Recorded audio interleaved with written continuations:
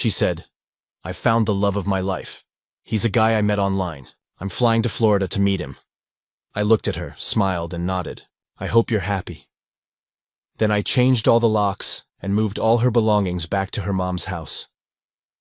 3 days later, she was crying and panicking, calling me after realizing that the online guy she had been chasing was. I was folding the last of Claire's clothes when I saw her note lying on the counter. "I've found the love of my life. His name's Jack. I met him online. I'm flying to Florida to meet him." The handwriting was careful, almost elegant, as if she wanted even her goodbye to look perfect. I could still remember her face that morning, focused and serious as she wrote the note. I smiled, nodded once, and said, "I hope you're happy." No arguments, no pleas. I just accepted it quietly. That evening, I called a locksmith, changed all the locks, packed her belongings into boxes, and sent them to her mother's house. I had prepared boxes earlier and called the locksmith in the afternoon, so all her things were packed and sent the same day.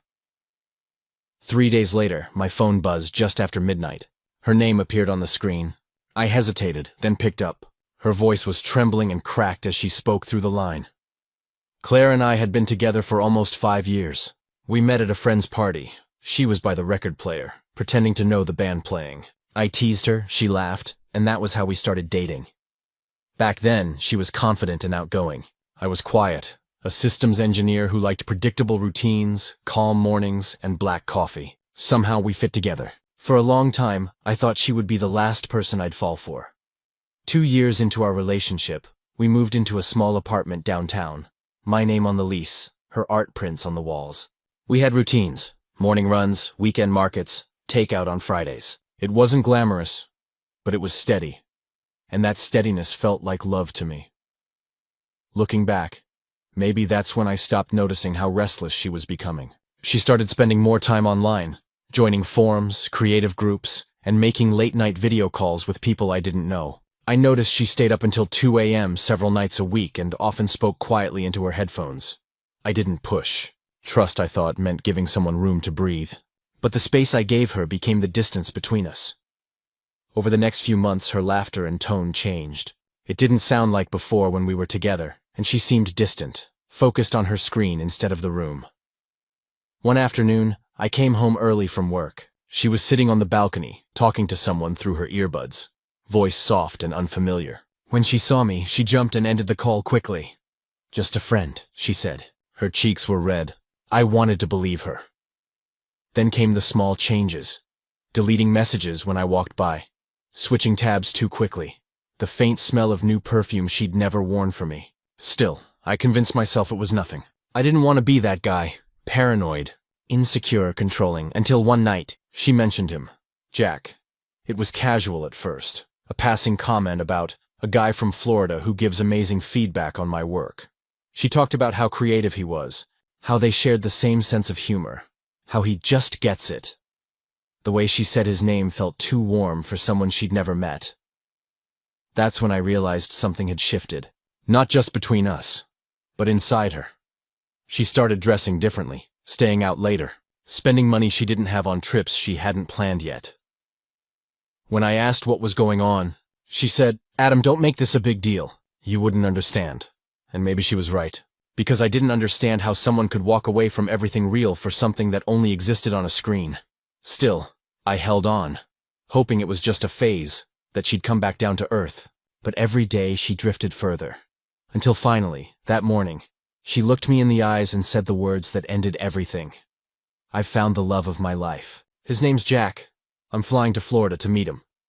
She had checked Jack's profile several times and trusted what he said. He told her everything would be fine when she arrived in Florida, so she didn't doubt him. It wasn't just betrayal. It was disbelief. Like watching someone you love walk straight into traffic, smiling. And I realized then, there's no way to stop someone who's already decided to leave. All you can do is open the door, let them go, and close it quietly behind them. The day Claire actually told me she was leaving didn't come with yelling or storming out like in movies. It came quietly. Too quietly. The day Claire told me she was leaving didn't come with yelling or storming out. It happened quietly. It was a Saturday morning. I was watering the plants on the windowsill when she walked into the living room with her suitcase by the door. She checked her phone a few times while telling me, "Adam, I'm leaving. I'm going to Florida to be with Jack. She moved around the room while I nodded quietly, keeping calm and not arguing. Adam, we need to talk, she said. I already knew. She sat across from me on the couch we once saved up for together. Her hands twisted at the hem of her shirt. She took a long breath, and then, I'm leaving. I'm going to Florida, to be with Jack. She said his name like it meant destiny, like I'd only been a placeholder. I placed the watering can down slowly. So you've made your choice. It's not a choice, she insisted, voice trembling. It's fate. He understands me in ways you never did. There it was, the line every betrayed partner hears right before the knife twists. I nodded once, keeping my voice level. And what is it he understands? Your favorite color? Your biggest fears? Or just the version of you you've edited to look perfect on screen? Her eyes flashed with anger. You don't get to judge me. Not when you were never truly present. Jack listens to me, I almost laughed. A man who exists behind a username and compliments. He listens better than the person who held you through every breakdown. But I didn't say that. I just leaned back and stared at the ceiling. How long? I asked. A few months, she said, looking away. Since January, I did the math. That meant through my birthday, through our anniversary, through every kiss where she pretended nothing was wrong. So all this time, I said slowly, you've been planning to leave. Claire swallowed hard. I didn't want to hurt you. Then you should have left sooner, I replied. Hesitating only made the fall bigger. Tears welled in her eyes, and for a second, I saw the woman I used to know. Scared, unsure. But then her expression hardened, like she needed to justify the wreckage. You'll see, she said. Jack is real, and he loves me in a way you never could. I studied her, this person who used to share my bed, my hopes, my future. And in that moment, I realized she wasn't mine to lose anymore. She'd been gone long before she ever boarded that plane. So, I said calmly, what do you want from me right now? She blinked at me, confused by the steadiness in my voice. I thought you'd fight for me, she whispered. I thought you'd try to stop me. There's nothing to fight for, I said.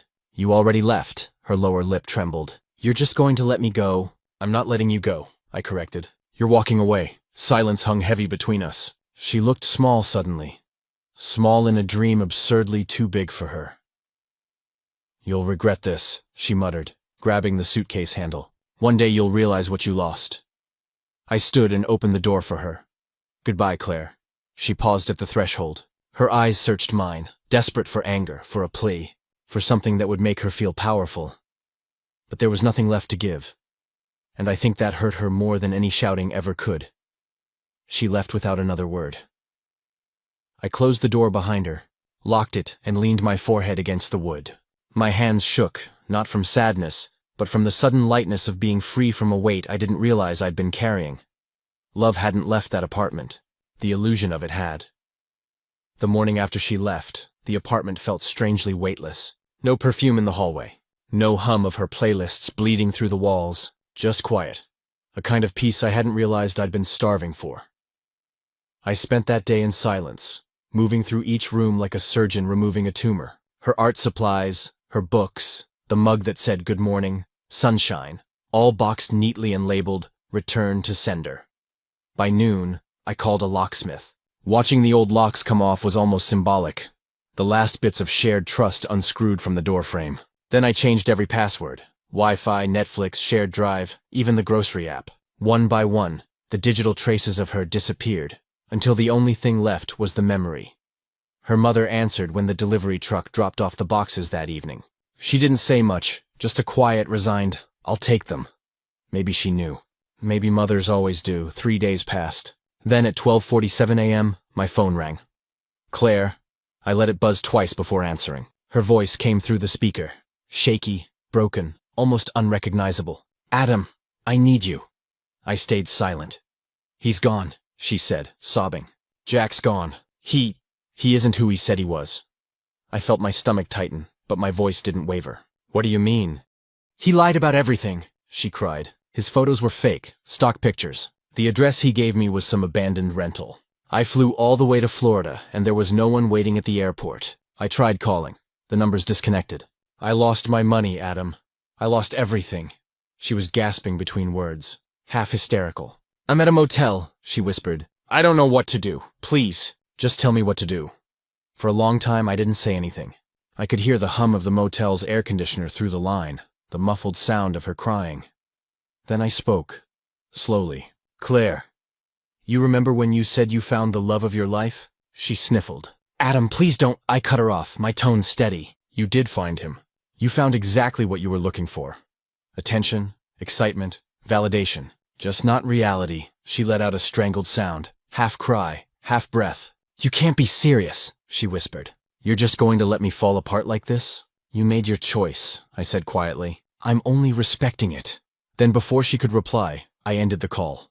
The phone lit up again seconds later. Then again, then again. I turned it face down and stared at the ceiling until the buzzing stopped. The next morning, my voicemail was full. Messages that started with anger, turned into tears, and finally silence. 2 days later, her sister texted me. "Claire told me what happened.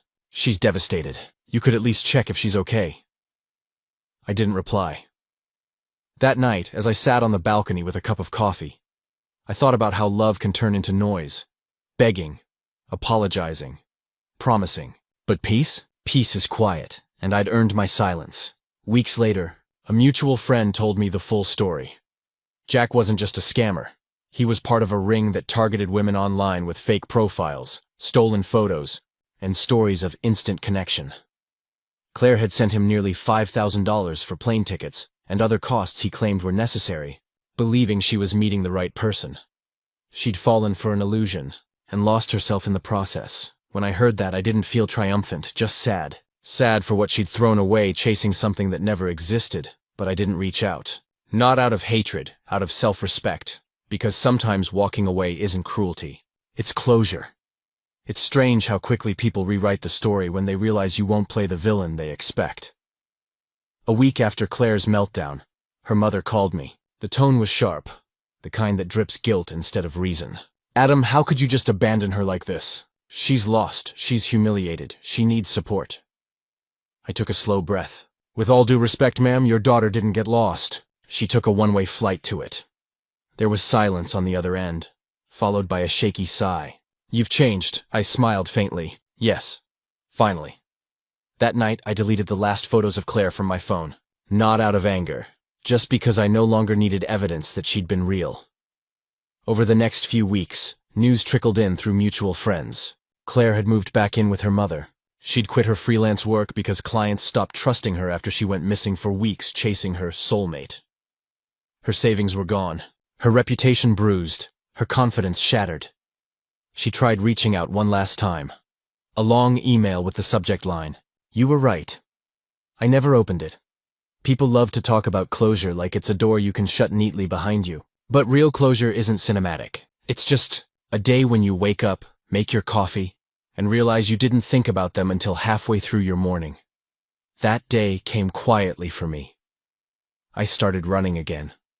Long, early runs through empty streets, headphones in, mind clear. I reconnected with old friends, fixed up the apartment, even painted over the wall where Claire used to hang her art.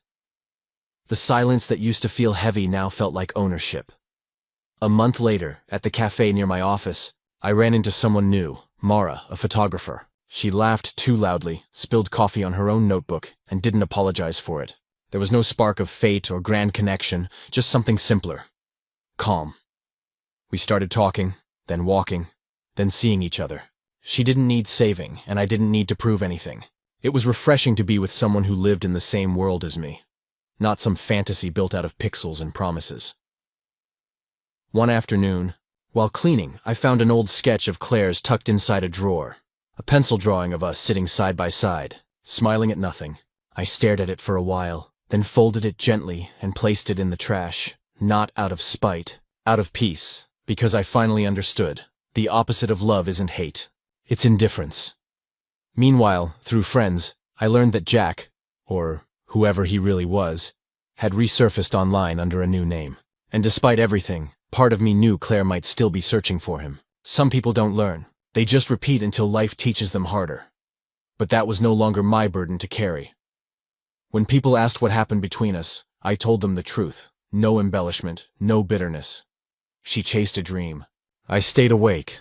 Every so often I'd get a message from someone who'd heard bits of the story. They always said the same thing. "You handled it so calmly." I'd have lost it, But the truth is, calm isn't always peace. Sometimes it's just exhaustion wearing a suit.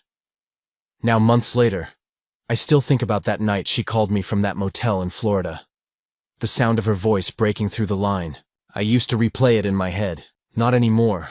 Because I finally realized something. I wasn't the one who needed saving. She was. And I'd already done everything I could.